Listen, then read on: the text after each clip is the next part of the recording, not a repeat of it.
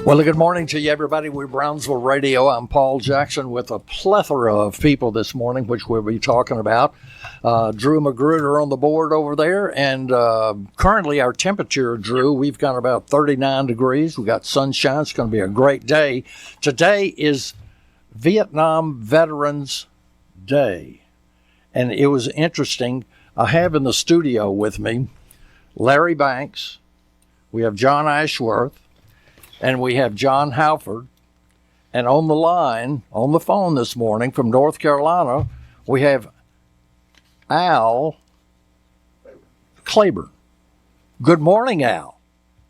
Good morning, Paul, and good morning, Larry, and John as well. Good morning. Good morning. Good to have you with us today. And of course, it was interesting, Al, before we started here, I asked everybody in the studio, I said, did you know about Vietnam Veterans Day? Not one of us had ever heard of it until you brought it to my attention. Oh, well, that's an honor, yeah. I don't know how long I've been aware of it. Certainly only after I started this work in 2014, for sure. Yeah, and that's a sad scenario that nobody knows about it. Yeah, well, hopefully this program, and thanks to you and Carlton and the rest of the Brownsville Radio staff and the veterans you have there in the studio, hopefully we can raise the awareness, at least in Brownsville and Stanton and Haywood County, and make people more aware of the service and sacrifices that were made by these men 50 and 55 and 60 years ago. Right. Now, Al, you're in North Carolina. And that's correct. You were born. I noticed that you were born in Memphis, but you lived in Haywood County. Oh graduated from school in Memphis, and then after we came home from the hospital, but we always lived there on West College, just at the bottom of College Hill.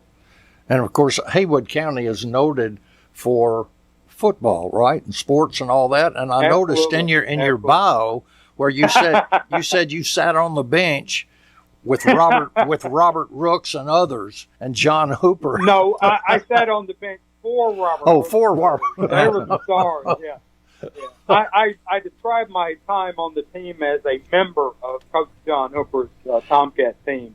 But we were there with that team from the fall of 67 through the fall of 69, which were my sophomore through senior years, and in that 3-year span, we lost one game, and that was to Dyersburg in October of 1967, and we went undefeated the last 2 years. So those were great years to remember, even if you were warming the bench for Robert Wilson and the others. Well, thank you for that run that we had. That was a great run. One game in 3 years. Wow. Yeah. Anyway, Al, you've written a book. And it's interesting, as I was saying, what made Al Claiborne write this book about Norman Lane? I noted that you said you were 11 years difference in your age, so it's not like you all ran around together. So what brought this book? Your book is being released today, right? That's correct. Yeah, it's available on Amazon as of actually a couple of days ago, but today is the official release date. And don't let me go too long on these comments. So it's and I kind of feel a little bit embarrassed as one who never served, and it's just an honor to be on the same program with Larry and John and yourself. And I feel a little bit embarrassed to be talking when, in fact, it's their service and their sacrifices that we should be honoring today. But as far as the book goes, I just want to say a couple things about the background. My connection with Norman Lane, first of all, it started out with my own family, because my father and his two brothers both served in combat in World War II. My father was Alex Claiborne. He served in Italy with the 85th Infantry Division. His brother Gene served as a P-40 Warhawk pilot in China during the war. Both of them came home with Bronze Star medals. His brother Gene was actually shot down and missing in action for 3 weeks in China, but was rescued by Chinese friendly forces. Their brother Robert was killed in action in Italy at the beginning of a major Allied offensive in May of 1944. So those stories and that kind of family history and the sense of the loss that my father and his brother suffered with the loss of their brother in the war was something you kind of grew up around. You didn't necessarily discuss it a lot, but you grew up around it. And then my mother, she was actually very close to Norman Lane's grandparents, the Marion Thorntons, who lived there on North Washington when I was growing up. And Elizabeth and Marion Thornton were also Norman's grandparents. And Norman and his mother and his younger sister, when they were growing up, they would usually come to Brownsville during the summer and stay with his grandparents. So he kind of grew up in Brownsville, even though he was at the time living in West Vancouver, British Columbia. And then, of course, there was also the history of the Taylor Kinfolk camp meetings or tabernacle or however you want to refer to it, because he was certainly a direct descendant of the Howell Taylor and his family who settled in the tabernacle community back in the 1820s. And so, as you say, I didn't know Norman. I was much younger than he was. But even though I vaguely, only barely knew that he was even in Vietnam at the time, I will never forget the afternoon that the news of his death came into Brownsville and Haywood County, and in particular my mother, who was so close to his grandparents there in Brownsville. So that really is kind of the incentive for the interest in the project. And then it was about 9 years ago. I can't say that from 1968 to 2014 this was always on the front of my mind. It was occasionally near the front, and then in 2014 I had a great stroke of luck in actually making a connection and meeting with an Alan Williard, who was from Brownsville. He was in the HHS Haywood High School class in 1964.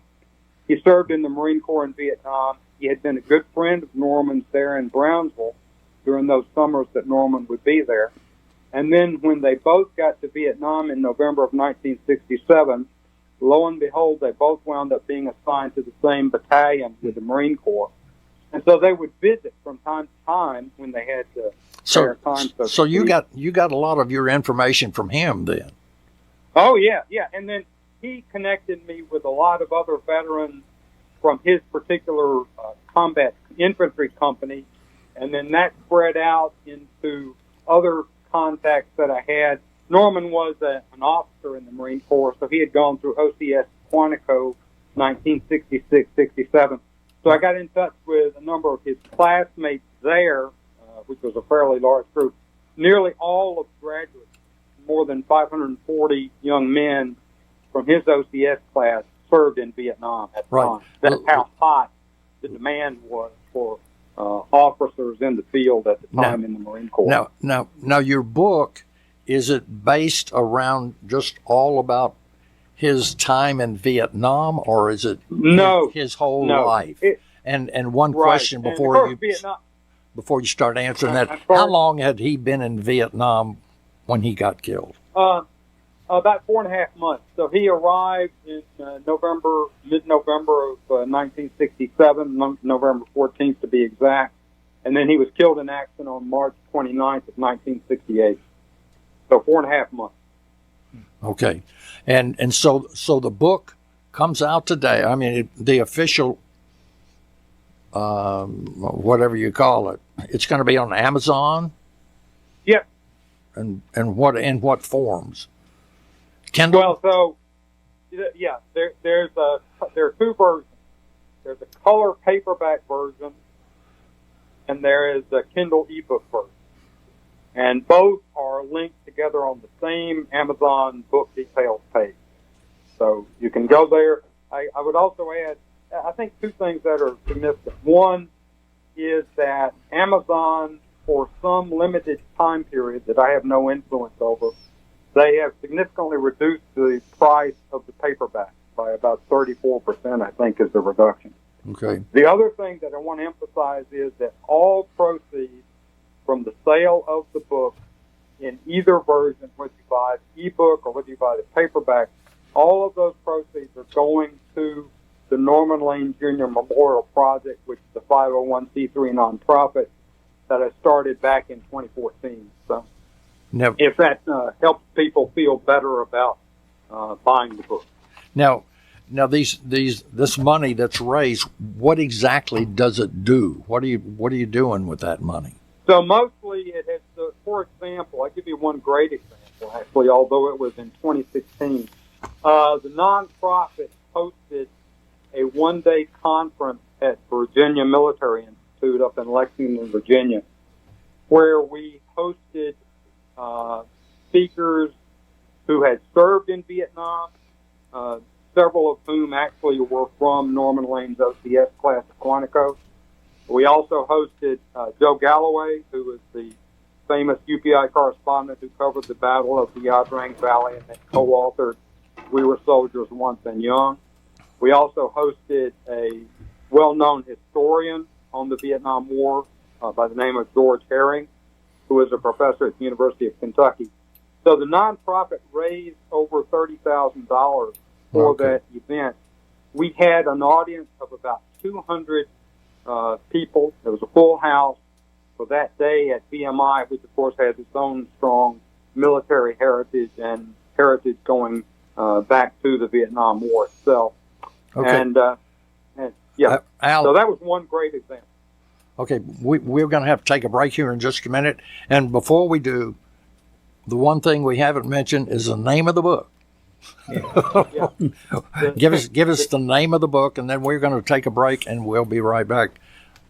Okay. The title of the book is A Time Past, or What Might Have Been, The Odyssey of Norman Lane. And this morning we're talking to Al Claiborne. He's from North Carolina. He's the author of that book. And the official release date is today. We'll tell you more about it. We've got 4 Vietnam veterans sitting here in the studio, and we're going to talk to them a little bit when we come back after this break.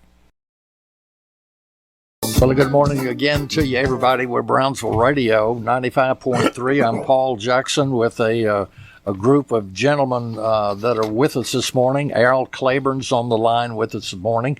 He's the author of the book we've been talking about, A Time Past or What Might Have Been, and the Odyssey of Norman Lane. And, of course, Al, Norman was from Brownsville like you were. And as you had said before, there was an age difference, and we're getting from you what inspired you to write about Norman Lane specifically? Well, I think, is that a question? Yes, yes, it is. Yeah, so as I indicated earlier, I think the incentive always goes back to March 30th, 1968, which is when I had been with a friend at another friend's house just doing sophomore high school stuff that afternoon.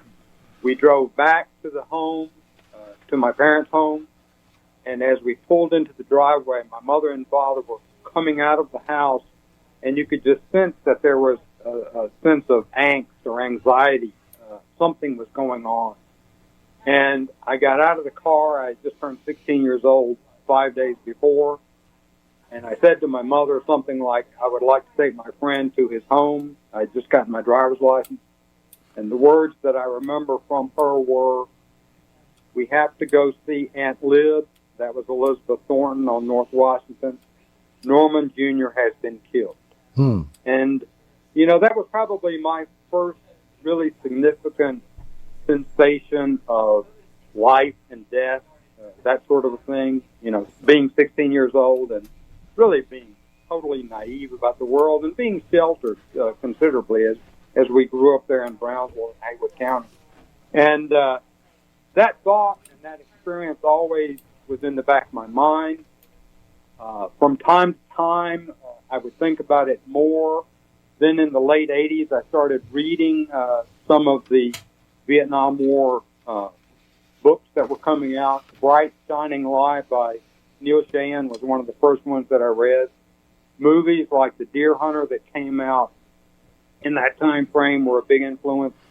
And then I just kept reading and developing more curiosity about it with some focus on Norman Lane. But, of course, I didn't have any resources that I could follow up on.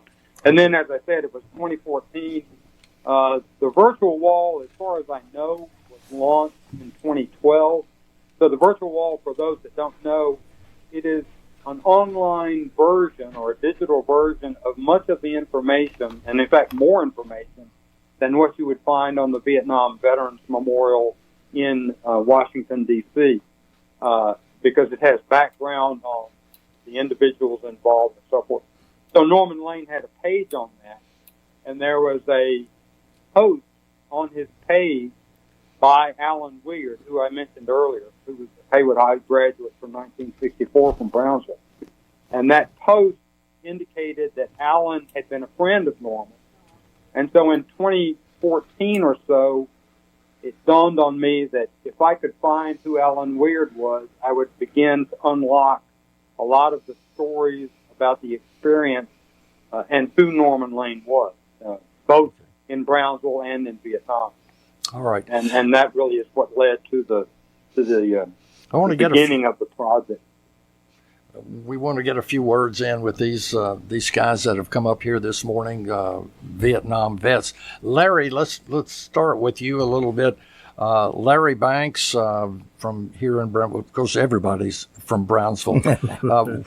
How did you get notified that you were going to Vietnam? Were you already in the military? You drafted what? Yeah, I was already in the military. I'd been in Germany for 2.5 years, and I got my orders to come back to the States. My orders got lost, so I stayed here too long, and so I had to really get ready to go to Vietnam.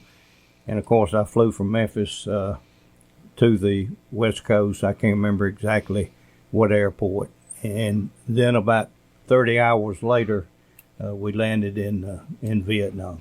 Okay. And you were there 1 year, I assume, most? Well, I was there 9 months. 9 months. Yeah.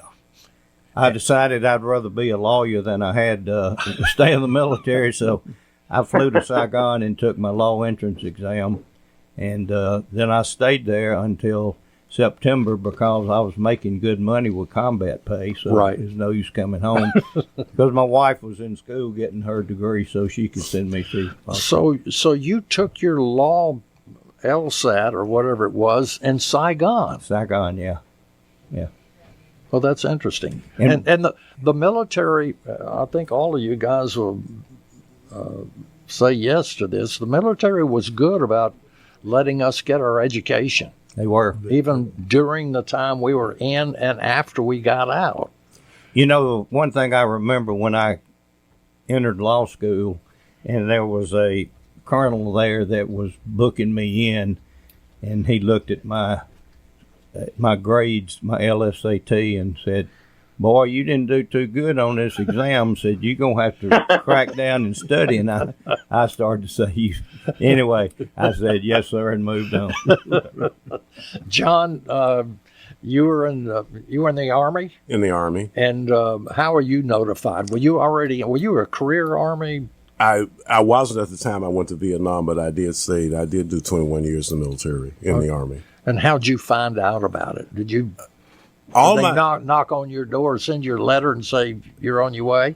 Didn't exactly knock on the door. We received messages came down from here. I was working in headquarters at Fort Stewart, Georgia, and messages would come down. We had what was called levy, and my name came down on the levy for Vietnam, for Military Assistance Command Vietnam. In fact, that's who I was assigned to when I was in Vietnam. Right. And so I went over December of 66 and came back December of 67. So my memories of 67 are just kind of blank. Mm-hmm.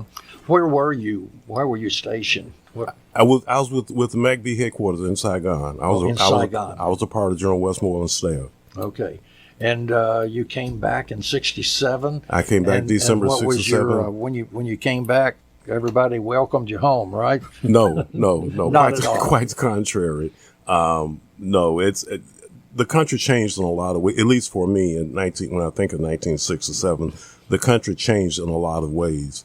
And this really doesn't relate to combat as such, but when I went to Vietnam, all the telephones, this is a minor thing, but all the telephones were all rotary dial. Mm-hmm. When we come back, you now walk into a telephone booth because I wanted to call home as soon as we got back in the States, and it's push button. And that was just, just overnight. I mean, it's the very small things that soldiers miss the most that they take for granted. For example, when we were in Vietnam, I don't know if you two guys experienced that, but guys would receive packages from home, cakes and so forth. Right. And the family would wrap them in newspaper. The guys would give the cakes away because I want to read the newspaper. Read that newspaper. Read You're the exactly newspaper. right. Right. John Halford, how'd you find out you were going to Vietnam? Well, I was a graduate of Carver High School in 1964. Okay. So when I graduated, I said I wanted to work a year or so and save up some money and go to college. Mm-hmm. So I moved to Chicago. And one day when I came home, my sister handed me a letter and it said, greetings. That was the first thing it said, greetings. You've been called to the Army. So what I did, I said, well, when I contacted them, I said, well, I want to go back home to Tennessee and be inducted from Tennessee. So I came back to Memphis. And when I came back to Memphis, they sent me to Fort Jackson, Columbia, South Carolina. And we did our training. And after we did our training, all of my company had got orders to go to Vietnam. And I got orders to go to the Color Guard in Washington, D.C. So when my company left, 3 days later, the captain came in and said, you got to go to Vietnam. So I left Oakland, California, Christmas Eve of 1965. And going to Vietnam, you lose a day. Our first stop was in the Philippines. And it was Christmas Eve now, and a couple of hours later, it was the day after Christmas. So I never saw Christmas the year of 65. You missed. I missed the entire Christmas. So when we landed in Saigon, I've never seen it as hot. It was like sticking your head in an oven, and it was an experience that I would never wish anyone to go Like through. a steam bath. It was a steam bath. Yeah. Yes, sir. How old were you? 19. You were 19. How old were you, John, when you went? 20. 20. I don't. Larry? I don't remember. It's been that long. It's been that long. But I can say this: the military changed me in 1 year from being a boy to a man. Yeah. That's what the military did for me. And that does. And there are some countries that military is not an option. Paul, let me say one thing. Everybody thinks of Vietnam as being hot, humid, and all of that. I was in the Central Highlands, and when I got there in January, I about froze to death. Seriously. So there are seasons the further north you go in the mountains. Yeah, interesting. Yeah. Interesting. Now I was 31 when I got notification that I was going, and I was in the Air Force in the military MAC Airlift Command, and I figured I would never get called, but I'd been in SAC and TAC before, so interesting. I just bought a Greyhound bus, believe it or not, because I was singing with a gospel group in South Carolina. And so I was the oldest one in the group, and I was the only one that could sign the papers for that big money. And I'd done that, and about a week later, I got notification that I'm going to Vietnam. So I had to unload the bus, get rid of the bus and all that. But I went to Thailand. I flew out of Thailand. I was not actually in Vietnam. I stopped in Saigon, but my duty over there in 72 to 73 was in Korat, Thailand, and we flew out of there on called battle staff missions on C-130s, and we don't mention Laos and Cambodia very much, but that was heavy duty war. Absolutely. That was heavy duty war in Laos. Anyway, Al, have you got any questions you'd like to pose to these guys? For John Hafford, you mentioned that you'd gone into Saigon in right after Christmas '65. Where did you actually serve in Vietnam? I served in An Khe, a little town called An Khe. Ah, okay. So that was still were you with the 1st Cavalry Division? I was with the first Air Cavalry Division, yes, sir. Oh, so you and Larry were in the same unit, although obviously at different times, and there were a lot of guys over there. At some time, I think Larry said that I was there in 65, 66, and he was also there. Well, was you Well, not? I was there in 67. He was there 67. So Yeah. yeah. But what And but what we did, we also were in the same areas like An Khe, Pleiku, Bangsan, Yeah. those Right. areas. We both Sure, served in sure, those sure. areas. yeah. So what was your military occupational specialty with the 1st Cav? 11 Bravo, leg infantry. 11 bang bang. Oh, really? Do you remember the battalion and the cavalry regiment? By any chance? No. Okay. I mean, it was 1st Cavalry Division, and then there was maybe 2nd Battalion, 7th Cavalry Regiment, something like that. Yes. Oh, yes, sir. Yes, sir. Mm-hmm. But what I was assigned to headquarters. We were secured. Oh, okay. We secured headquarters. Okay. So you were there's one other, and I don't mean to take over the show here, but there's one other very tragic, sad, historical connection between Haywood County and the 1st Cav and An Khe.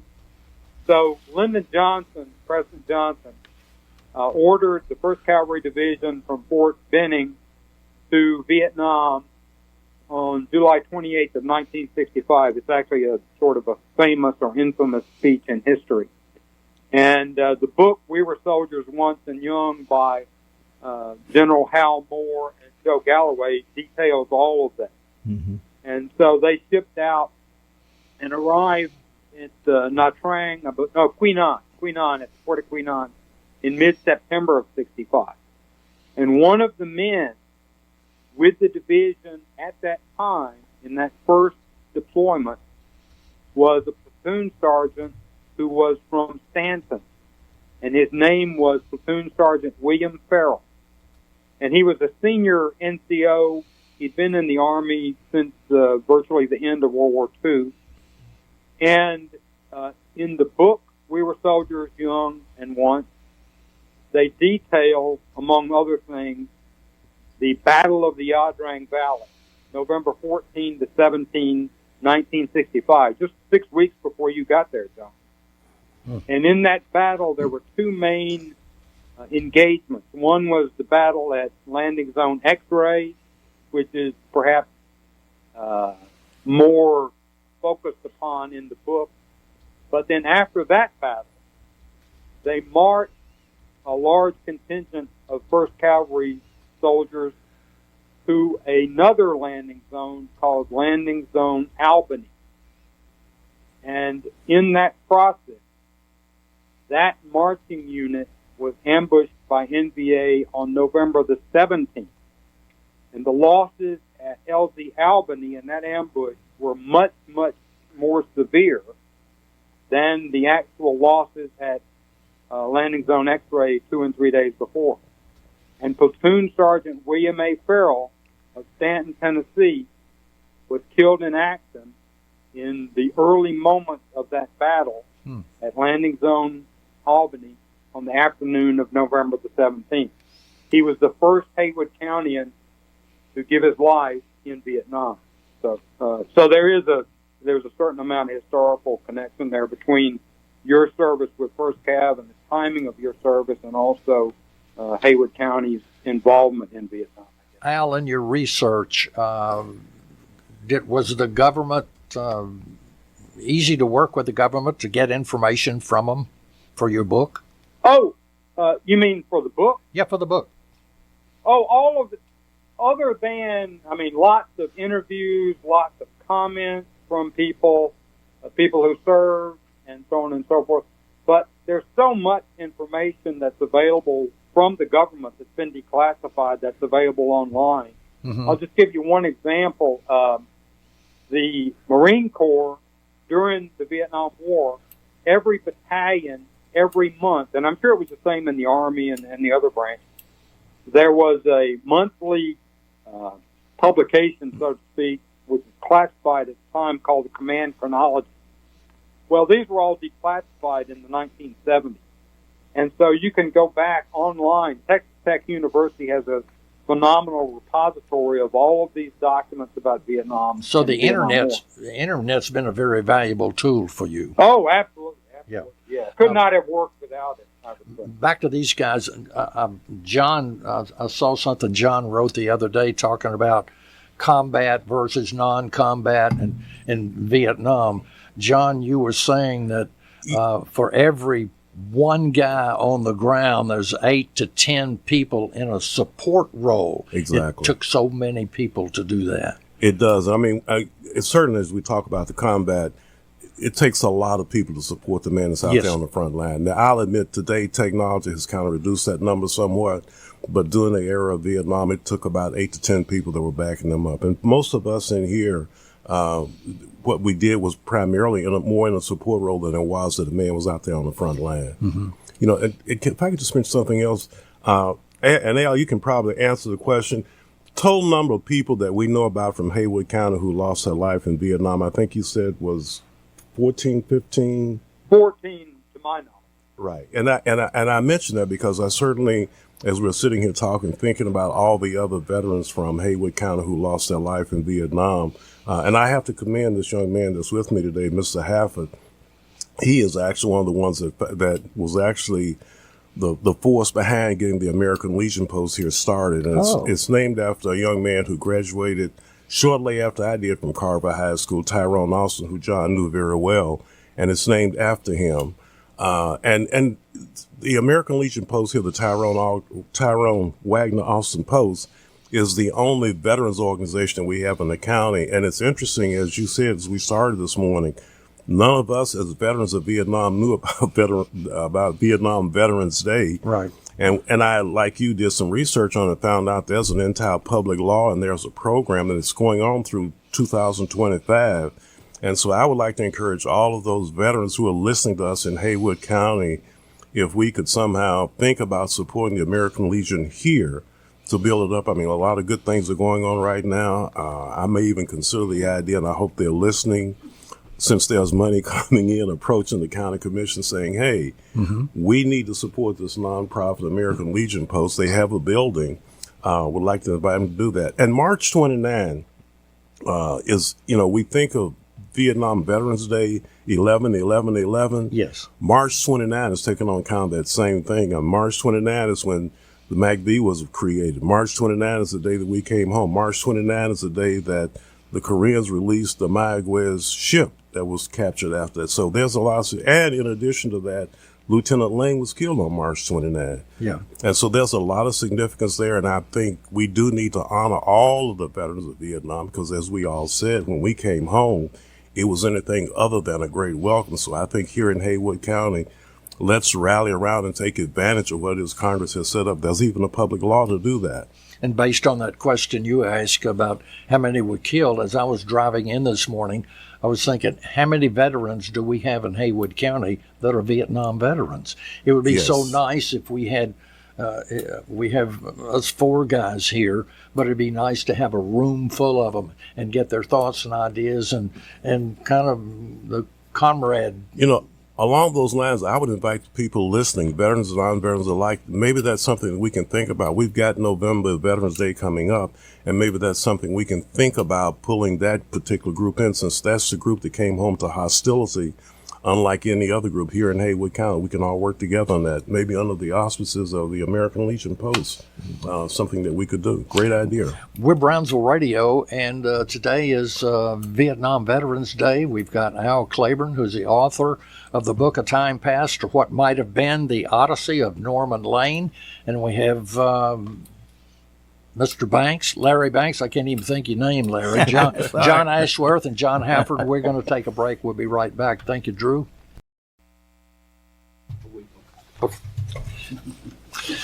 Well, good morning, everybody. We're back again. I'm Paul Jackson, Brownsville Radio 95.3. Again, bring you up to date on the temperature, 43 degrees. We're talking this morning with Al Claiborne, and we have a plethora of veterans here, Vietnam veterans, with us this morning. And during the break, we were talking about Larry, some of the situations that we get involved in. You were talking about a helicopter that you saw. Or... Yeah, well, the helicopters would bring in. I was right next to where they would bring back the injured and deceased, and they would come back, and some of them had been hit with phosphorus, that just burns, yes. And you could literally just see it out there until they got them into body bags. And it's hard for the rank and file civilians here in the United States to understand what we go through or what we went through, whether you're carrying a gun shooting at somebody or whether you're just standing on the flight line watching these helicopters come in. Mm-hmm. And John, John Ashworth. I can't remember anybody's name. This is Larry, John, Drew, Paul, and Al is on the other line. Yeah. You were talking about after Vietnam, one of the jobs that you had in the Caribbean. It just gives me chills to think about it. One of the jobs that I had, after I came from Vietnam, I was assigned to an advisor group in Puerto Rico, and I had duty station out in the Caribbean, but I had responsibility for next of kin notification. And one of those notifications was especially difficult for me. In fact, I have a picture of him here. I was a young helicopter pilot who had graduated helicopter school, came home, and he and I spent we were together almost every day. We had lunch, we talked, and about 4 months after he was in Vietnam, I got the notification to go to his family's home and notify his family that he had been killed in Vietnam. But I probably did about 11 or 12 actual next of kin notifications during that period. But then right after I came from Vietnam, I was stationed at Fort McPherson and I came home just in time to do a lot of funeral details associated with the Tet Offensive in North Georgia and East Tennessee. So it was like the classic Hollywood movie where you drive up in a military vehicle and you're in uniform, straight and tall. Is anybody with you, a chaplain or... No, I was by just myself. you. No, I take that back. I did. I had a minister with me. Okay. I had a minister to go with me that I knew the family, and the minister went with me, and we went in and made a notification. And the really difficult part, because I knew him, when we walked into the living room, they had a piano, and sitting right in the top of that piano is a picture of him in his uniform with his mother at his graduation. I mean, and it just there's no way to describe it. Yeah. Mm. And John Halford, you were talking about the flight line that Drew asked during the break, said, is it real that these guys that are coming into Vietnam, they get off the back of a C-130 and they've got their duffel bag, and on the flight line you see these guys that ragged uniforms and body bags? Nothing but body bags. Nearly as far as the eyes could see, bodies. And being a 19-year-old, really never left home. I was nothing but a kid. And to see this, I can see it as though it was yesterday. Yeah. And that's an experience I wouldn't want anybody to see.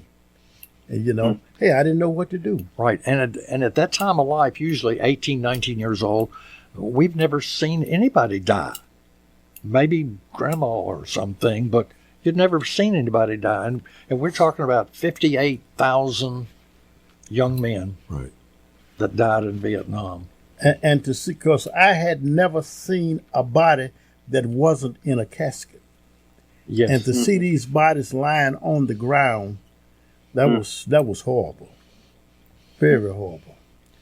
So when the war ended, I guess we can call the war ended, what was your feelings? Did we accomplish, Larry, what we set out to do, or could we have accomplished what we thought we were going to do? I don't think you can ever go into somebody else's property, house, country, and make them do what we think they ought to do. And I don't know when we're ever going to learn that lesson, period. John? Not an American and everybody just dying to get out. Right. John, you're the same question. I feel the same way. I mean, we and I will admit, I, like a lot of young people, probably like John, probably like Larry. I mean, when you're young, you're 18, 19 years old, you're invincible. You can accomplish and do the impossible. And as John said, he was born here and became a man in Vietnam. And I heard more than one person say, I was born in the United States, but I grew up in Vietnam. Mm-hmm. And I think when I think about the aftermath of the war, did we accomplish anything? Not really. Not really. John? I don't think that we had the time. Timing was very bad. And we wasn't ready for Vietnam. We were not ready. And the Viet Cong showed us that. Okay, John. Yeah, and let me just say one other thing. Supposedly the idea was that the domino theory, that if Vietnam fell, all these other countries are going to fall. Again, and I'm not going to question our political decisions, but I do think that this country needs to think en masse how we go about, as Larry said, how we go about looking at what it is that we do and what we ask our young people in this country to do. I really just think you need to, because that idea about that domino theory, it didn't come true. Just like we didn't find weapons of mass destruction in Iraq. I mean, we keep doing this, and like you would hope that we'd learn eventually, but we don't. That's right. Okay, before we wrap it up this morning, let's go back to North Carolina this morning. Al Claiborne. Al, today's the launch day or the release day of your book. And one more time, you want to tell us a little bit about how we can get your book and some final words. Yeah, sure. So if you go to Amazon.com, you can Google my name. There are several other Claibornes with books in there, but hopefully mine will show up. And you can go right there, and the description and details are there for both paperback and the ebook, and you can place your order directly with Amazon. I think at some point down the road, I'll also be reselling the book, maybe with signed copies, something like that. So people are welcome to contact me directly on that. But I think for the time being, the primary route is to go to Amazon.com. Okay. And we appreciate you being with us this morning. And this has been great. The history that you provided for us, and I'm looking forward to reading the book. I got to get the book. Well, thanks so much. And let me just say, I just want to second John Ashworth's comments about motivating people in Haywood County for support, maybe working with the American Legion post there. And if there's anything that I can do or that my nonprofit can help with, please feel free to reach out to me, because I think it's a great idea. Okay. Al, consider coming to Brownsville, doing a book signing, and let it be sponsored by the American Legion Tyrone Austin Post. And we'll get with you on that. I'll give you a call. I'll be there in July for certain, and I'll be glad to follow up on that. Thank you. That sounds like a good deal. That sounds great. How much time we got, Drew? We don't have any time. Okay, we're going to wrap it up this morning. Larry Banks, John Ashworth, and John Halford this morning. Vietnam Veterans Day. Thanks for having us. Yeah. And it's in honor and memory of those who served. Thank you for listening.